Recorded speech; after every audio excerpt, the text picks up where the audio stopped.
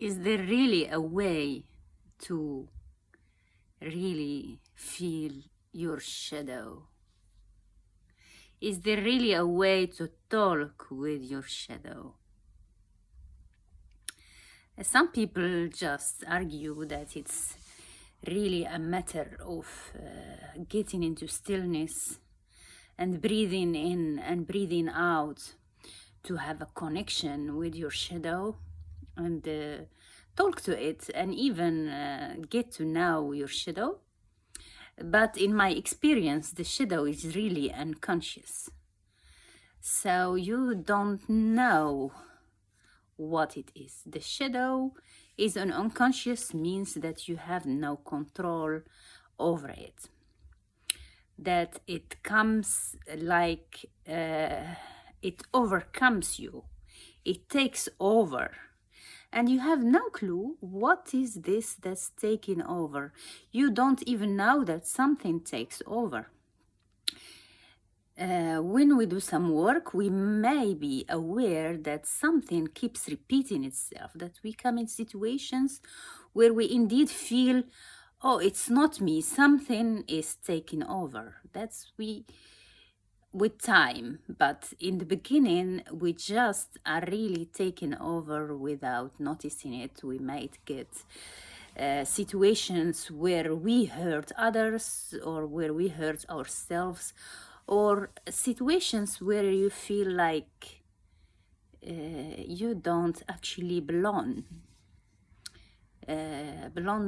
Why is it not belonging? It is not belonging because you feel there is this thing that you don't accept in yourself. You can't, again, you cannot, this you can say after. This, I'm telling you this because, not because it's what happens, but to give you some insight about when you do shadow work, how the process will go, so becoming aware about the shadow. So this thing does not belong. This thing that's taking over is like rejected, forgotten, and actually you don't want it to be there, but it's there because it's has a function. It's either teaching you something, either it's judging you.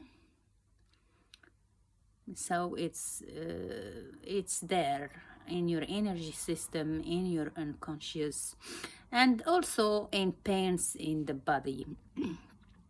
And it's there also in your relationships, because every time you keep encountering the same type of situations, for instance, situations where you feel you are judged and you don't know why I'm being judged here. I am actually like seeking to connect, but what I get is judgment. What I get back is an energy of not understanding, an energy of rejection. What's the matter here? I am really like seeking connection, and that's what I get. And here you can know that there is this issue inside you, that your shadow is you are rejecting something that's really essential for your psyche, something that really you cannot reject because it's part of you. It's and it's mostly an essential part. So yeah, practices to help you with shadow is indeed relationships. The best thing is relationships. How do you relate to people, or how you don't relate to people? Often I hear like from people who have a lot of defense mechanisms, even defense mechanisms are not always that someone is closed. No, it's sometimes also that someone is very open and very likable and very social, even popular. Yeah, and then you get those people I don't really feel like I connect truly. So what is this thing that does not connect in you? There is this vulnerable thing that you don't want to connect to, because often there is some hurt, there is some pain, and we avoid at all costs to go there, because what are we going to do with, we don't know how to relate to this part, because it's been so rejected, it's been so hidden for a long time. Yeah, so relationships are for me really the best way to become aware of this. But if relationships are hard for you, your body is holding a lot of tension of this, a lot of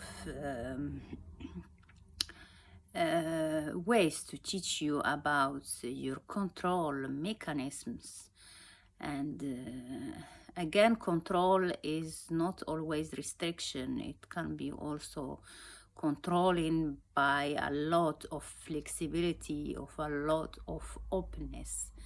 So sometimes also either you have too much boundaries, or either you don't have boundaries at all. So when something feels off in your body, you can feel pain in there. You can feel mostly non-presence. You are not present in there, or you are present in a way that's really like as if you are seeking presence in pain. So pain is your way to be present in there. Yeah. And my favorite one is play. Creative play is really great. In any way, maybe you don't integrate when you do the creative things. It's not easy to integrate them, but in a way, it's really nice to release the shadow and to give it some expression. When you reflect on your play and your creativity, be it whatever how you like to create some things, there are different ways, of course, to play.